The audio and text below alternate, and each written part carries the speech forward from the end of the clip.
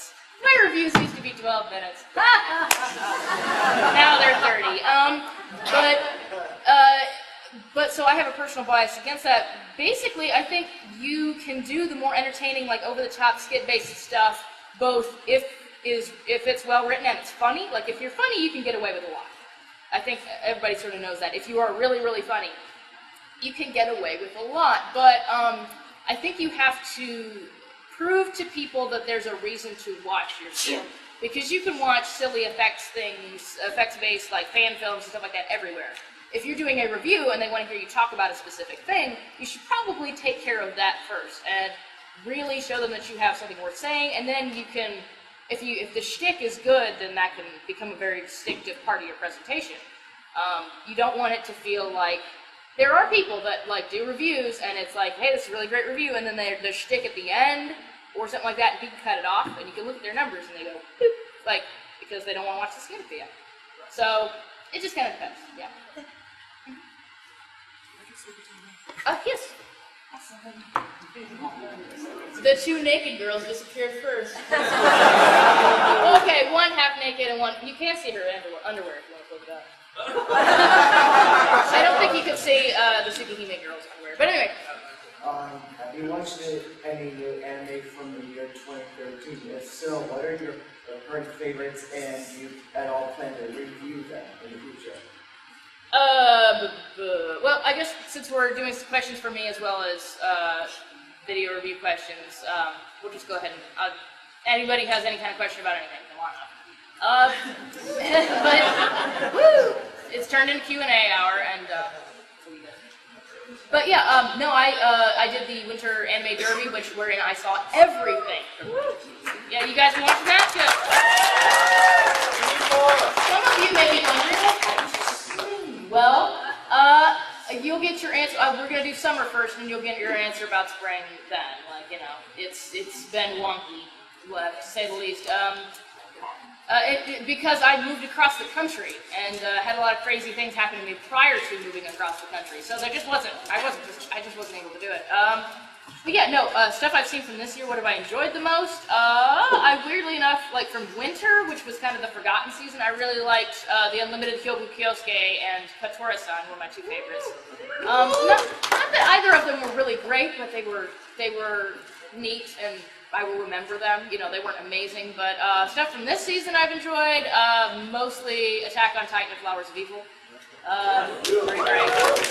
Which is funny because when Attack on Titan started, I watched it and I was one of those people who, like, I'm an animation nerd and I look at the animation and I'm like, we're cheating everywhere. Like, this looks so cheap. God, you know, this is like really, really cheap.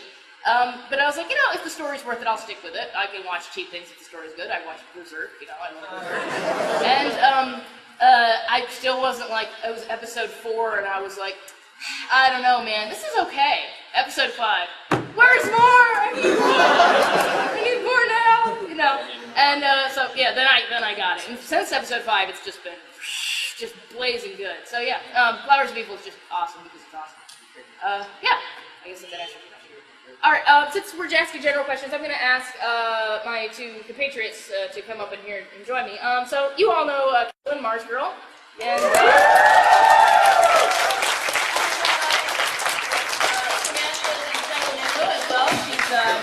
if you guys were at our panel last year, when we did sort of a general anime girl. So if you have a question for any of them specifically, you can ask it, or all three of us if you like. Yeah, and I don't think the gentleman who just asked a question took anything, but did you want anything, sir? Maybe? I don't know where you went. Oh, okay. Well, more feedback. You got the answer you wanted. Yeah, well, I have Fluttershy. Well, it went on your head, man.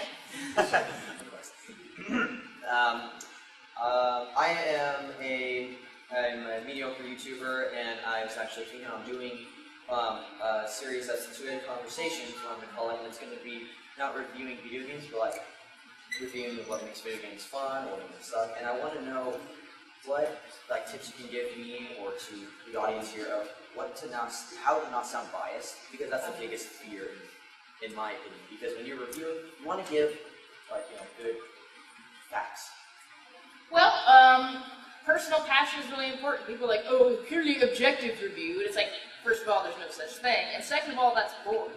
You do want your personal passion to leak through. It's okay to talk about your personal experiences with the game and why you love it, etc. You just need to think about why this matters to other people. Like why your personal passion means anything to other people. So if you're like, it's really funny, well, like if the game is really funny, explain what about it would be funny and prove to other people that it would be funny. Like imagine, you gotta sort of look through your script, and it's hard. It's hard to separate yourself from yourself, basically. I mean, it's what you're doing.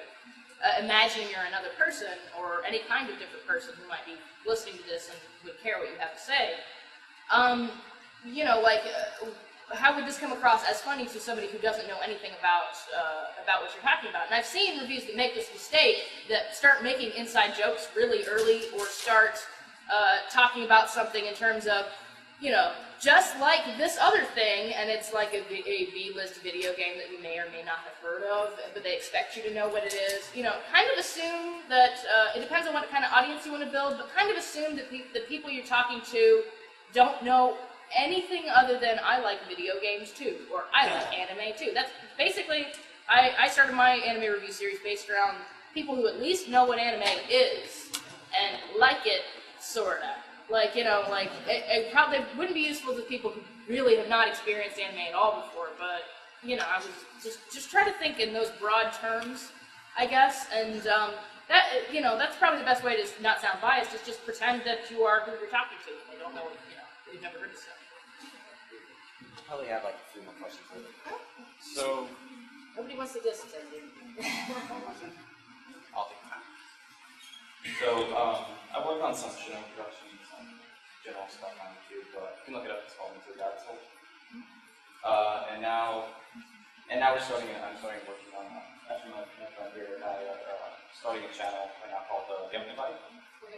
And it's not going to focus on the game, but basically my question is, we're going to review what's on there. But my question is, do you think there's more in this, that's open to you guys too? Like there's more in being simple with your language, because with work we've done before, we've noticed that maybe high language or references people might not get don't really talk to people sometimes. Yeah, well, you guys can pick this up as well, but I know for my part, I'm very verbose. I'm very wordy. And sometimes I've had to cut that down a little bit. I think use of language is entirely based on how you are comfortable expressing yourself. You don't ever want to try and write up like that. Oh, that never works. Like people that try to sound smarter or write up or use, if you're starting to go to the thesaurus, like you can go to the thesaurus because you've used a word too many times. If you're trying to go to the thesaurus because you're like, this doesn't sound smart enough, don't ever do it. It's not worth it. It just makes you sound like trying too hard. But you don't ever want to talk down either. You just write however you're comfortable, and you will find the audience that you need to have, I guess. You know, you will find like-minded people who are comfortable expressing themselves in a similar-ish way. To people that are like, oh, your reviews, you're so pretentious. I'm like, well, I don't want you watching it anyway, because what the heck are you going to get out of it, you know? But, I think similarly, so long as the language is your language and you sound natural saying it, I don't think there's going to be a problem. I think the problem then comes if you do in fact become too wordy, no matter what those words are. And I know a number of us go into really long reviews, but if you're doing it for, like, say, a YouTube-specific audience, I think most people, granted we're sitting in a room full of people who are okay sitting down for like 20 minutes, half an hour, looking at a review, but most people, especially a younger generation, won't sit there that long. So do keep it kind of minimalized, get your point across, be enthusiastic about it. It doesn't matter what words you use so long as they are in fact your words and you really believe in what you're saying. That's what I think. she does videos. Yeah. Cool. Yeah. You can have Stinkor or a disc if you want. I'll take this. Okay. Well, that was a good question. So let's give you something good.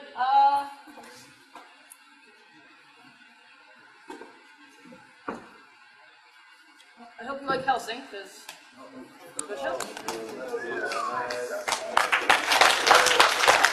gotta not take a statue, so, Well, I started like this small channel called 38, made my first review, and because it's on Angel Beat, I'm kind of guilty of copying the montage you put at the end, just because there's so many deaths in there, so I had to do that. Yeah, but amateurs borrow, experts steal, so. Yeah, I do that. Well, okay, the problem is that editing-wise, it's okay or so, but the big issue everyone seems to tell me is mainly the mic. I use a really bad, like, $20 microphone that I found, like, in the basement or so. And I'm still in high school, so unfortunately, I can't ask my parents to pay for, like, a $200 microphone. So, is there any way to actually get away with using, like, Audacity? Getting clean? Technically, yes, but you really shouldn't.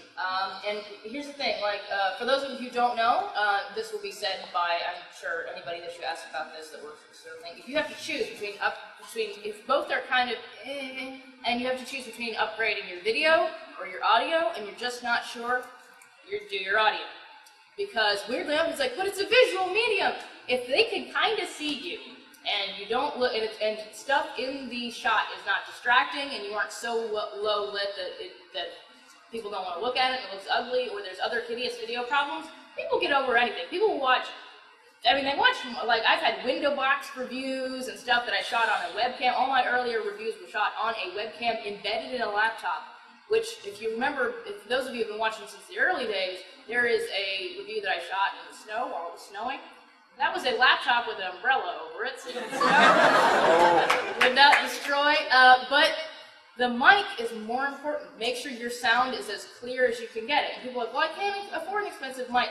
Get a USB microphone, a stand mic. Logitech makes a lot of little stand mics. That is like $15 to $20. And about the worst thing about those little stand mics is that the intake is low, so you have to raise the volume. But it's better than doing onboard sound with your camera or, like a little crappy mic that you found. Like you said, like, invest the money, it's worth it. You can't really cheat and try to clean it up in post. If your audio sounds crappy, people will turn it off like that. If your video looks then people will probably watch the whole thing and then just go, the video looked If your sound is crappy, people will turn it right off. So, yeah. I think I'll take a CD. Do it? CD. Oh, okay. Do you like Adventure Time? First time actually seeing it. Oh, really? Well, you should watch the whole thing.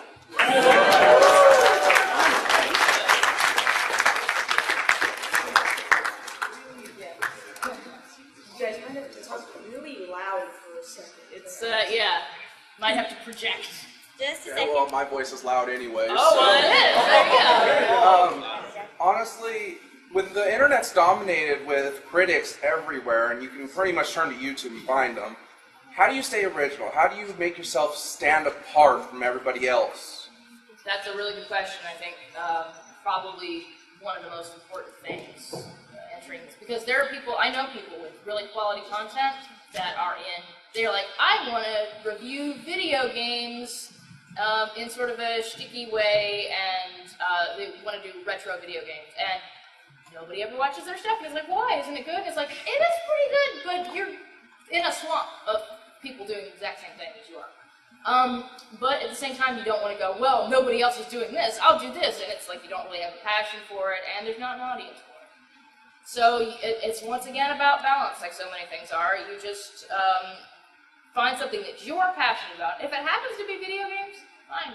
But then watch a lot of stuff. Here's how you be original. You watch everybody else's really unoriginal thing, and then you don't do that.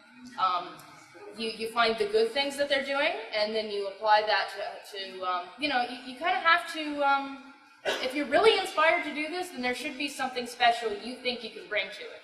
If there isn't, and you just want to be internet famous, then you shouldn't be doing it.